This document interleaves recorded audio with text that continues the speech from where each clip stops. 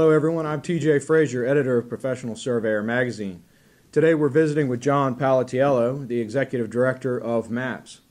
MAPPS is an organization that some of our readers may be aware of, but many are probably not really familiar with it. So hopefully this conversation today will better acquaint you with what MAPPS is all about. Well, John, we'd like to start by asking you to give our audience a quick tour of the history of MAPPS. You and several others founded MAPPS in 1982 to succeed the Legislative Council for Photogrammetry. Why did you take this action, and what was the initial reaction to the formation of MAPPS? Well, TJ, actually, MAPPS is not only the successor to LCP, but LCP was successor to another group that started in the 40s. So for 20 years, the 40s through the 60s, and then the 60s through the 80s, there have been organizations of private photogrammetry firms. So MAPPS was formed in 1982, and actually I was not one of the founders, but I have been involved since the very beginning. But it was formed in 1982 out of the demise of LCP, because there were a group of what were then owners of photogrammetry firms who believed that there was a need for an association to represent the unique interests of private mapping and surveying firms. At the time, they felt that while they were all members of organizations such as ACSM, and at that time ASP, now ASPRS, that those organizations had individual members who were from the private sector, from government, from academia. And the feeling on the part of the business owners was that they had unique issues that were not addressed by those organizations, and they needed an association of their own to represent their interests and those things that uniquely affect private surveying and mapping firms. The very acronym MAPPS, standing for Management Association of Private Photogrammetric Surveyors, almost seems to have been outgrown, with your membership encompassing so much more than photogrammetric surveyors. Do you agree? And if so, was this expansion into related professions and businesses planned? Yes, I do agree. It's a good point. We have been slowly doing away with the full name because most people know the organization as MAPPS, and you're right, the official and original title is much more restrictive and no longer represents truly what our membership is all about. As the geospatial community has evolved and developed and grown over the years, and the depth and breadth of services that our members are providing has changed, we've changed along with it. So we like to think of MAPPS as being the association of private geospatial firms, not just those involved in photogrammetry or surveying or any of the individual disciplines that are part of that larger umbrella.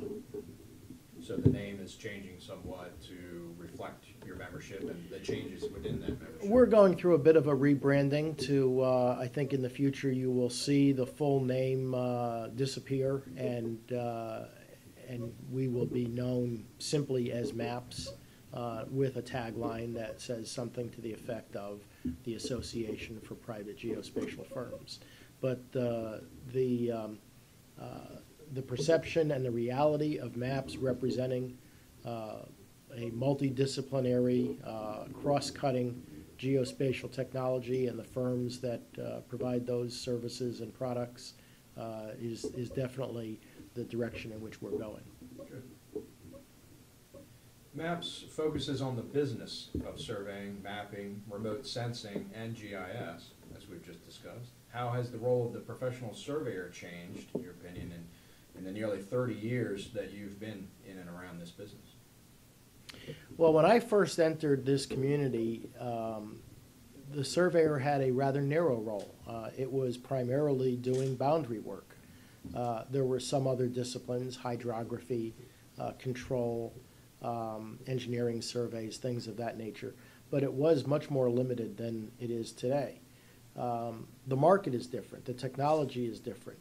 The licensing laws have changed, where you now have states that are licensing a much broader definition of what surveying is. So a large number of MAPPS members are now professional surveyors because they've been licensed in those states. In many cases, they've been grandfathered, and in other cases, they have become surveyors through the more traditional path.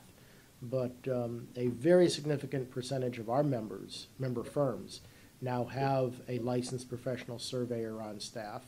And the role of surveyors, traditional surveyors, in the broader geospatial services has truly evolved in the 30 years that I've been involved in this community. You've frequently reminded us that in a survey that we conducted in Professional Surveyor Magazine back in the 1980s, our readership studiously avoided learning about GIS, and you've suggested that if we conducted the same survey today, the outcome would be very similar. Why do you believe that to be the case? I don't know if it's a case of surveyors studiously avoiding learning about GIS as much as it is, I think, surveyors in those years did not see the revolution or evolution of GIS and the prominent place that it would hold in the marketplace. That survey that you mentioned, done in the 1980s, found that very few licensed surveyors were involved in GIS, and of those who were involved, their role was limited to setting control for aerial photography. Well, I think that's changed a lot over the years. I always argued, even back in the 80s, before we even talked about GIS and we used to talk about cadasters, that every surveyor's office in America is a mini cadaster. Right. It is a land information system in his file drawers and now in his computer. And I think more and more surveyors are becoming aware of that role, although I think there's still a long way to go. I've noticed and been disappointed that as I attend, for example, state GIS conferences, the participation on the part of licensed surveyors, on the part of the State Surveyor Society, on the part of the licensing board, is not where I think it should be. And I think there's still a tremendous market opportunity for surveyors in the expanding GIS and geospatial market. I agree. We firmly believe that there is more that unites surveyors with other geospatial professions than keeps them apart. And we continually include more content in our publications to expand our audience's horizons. In what directions do you see professional surveying growing or evolving? Well, particularly in the private sector, your point is very, very true. There is more that unites a land surveying firm and a photogrammetry firm, or that unites a surveyor and a broader geospatial firm. They're all confronting the same issues. There are issues with regard to licensing, there are issues with regard to liability, there are issues with regard to taxation, there are issues with regard to procurement procedures. So there are a great number of things from a policy standpoint that unite the different disciplines, particularly in the private sector. And then, unique to the private sector, there are all the business issues. Aside from the policy issues, the market issues, there are things like marketing, accounting, human resources that really transcend any individual technical discipline when you're running a private business.